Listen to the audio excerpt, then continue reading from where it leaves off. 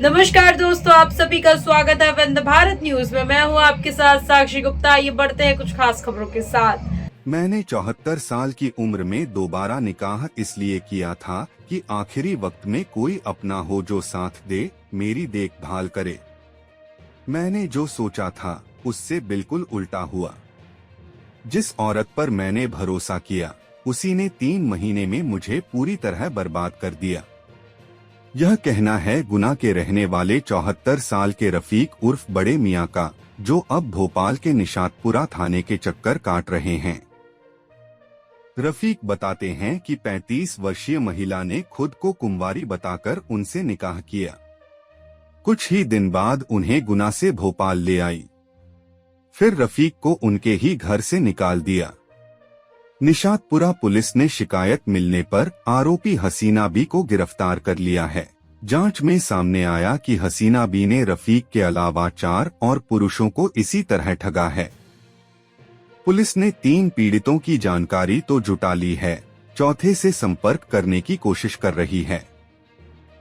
सभी मामलों में एक ही पैटर्न नजर आया, पहले प्यार और शादी का नाटक, फिर धीरे धीरे पूरी संपत्ति पर कब्जा कर फरार हो जाना।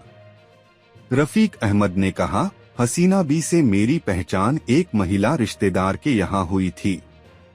मेरी पत्नी का कई साल पहले इंतकाल हो चुका था और मैं अकेला था। उम्र हो चली थी, किसी सहारे की जरूरत थी। हसीना ने खुद को गैर शादीशुदा बताया था। बातों ही बातों में हम दोनों की नजदीकियां बढ़ी और फिर उसने मुझसे निकाह करने की बात कही। मैं भी भावनाओं में बह गया।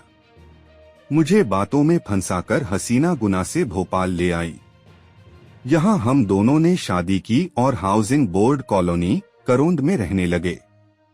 शादी के वक्त वो करीब 35 साल की रही होगी और मैं 74 का। रफीक ने बताया, धीरे धीरे उसने मुझसे पैसे मांगने शुरू कर दिए। पहले तो जरूरत बताई, फिर कहने लगी कि कार मेरे नाम कर दो जिससे कहीं आने जाने में परेशानी न हो।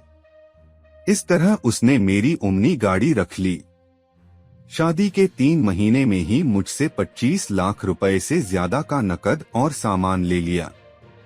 रफीक ने कहा, जिस दिन मेरे पैसे खत्म हो गए उस दिन सब कुछ बदल गया। उसने मुझसे मुंह मोड़ लिया, मुझे घर से निकाल दिया। उस दिन मुझे पता चला कि उसने मेरे अलावा कई और लोगों से इसी तरह पैसा ऐंठा है। हसीना ने सबसे पहले भोपाल के हाउसिंग बोर्ड कॉलोनी निवासी सागेर खान को धोखा दिया। साल 2007 में दोनों की शादी हुई थी। दोनों के बीच वैवाहिक संबंध लगभग 3 वर्ष तक रहे। इस दौरान उनके 2 बच्चे हुए। एक बेटा वर्तमान में 18 वर्ष और एक बेटी 17 वर्ष। हसीना ने धीरे धीरे सागेर की पूरी संपत्ति पर कब्जा जमा लिया। उसने न केवल संपत्ति अपने नाम की बल्कि मकान के कागजात भी खुद के नाम से तैयार करा लिए।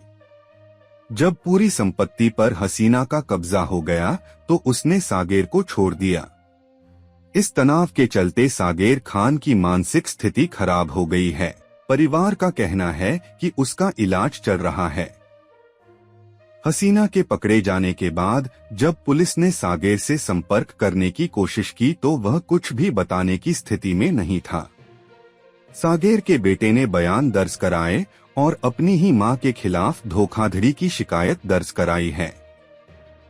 इसके बाद हसीना ने भोपाल के नारियल खेड़ा निवासी सनवर खान को अपना निशाना बनाया। हसीना और सनवर की मुलाकात एक रिश्तेदार की शादी में हुई थी। दोनों में दोस्ती हुई। कुछ दिन बाद शादी हो गई। इस शादी से हसीना को 2 बच्चे हुए। वह सनवर खान के साथ लगभग 2 साल तक एक ही घर में रही।